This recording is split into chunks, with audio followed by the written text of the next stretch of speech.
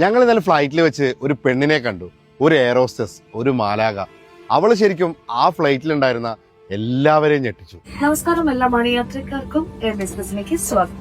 വിശ്വസിക്കുന്നു നിങ്ങളിൽ നിന്ന് കുറച്ച് സമയം എടുക്കുന്നതിൽ തെറ്റില്ല എന്ന്.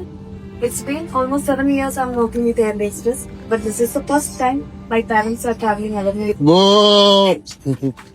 നമ്മുടെ മാതാപിതാക്കള് ഏറ്റവും കൂടുതൽ സന്തോഷിച്ച് കാണുന്നത് മക്കള് വിജയിച്ച് കാണുമ്പോഴാണ് അല്ലെ?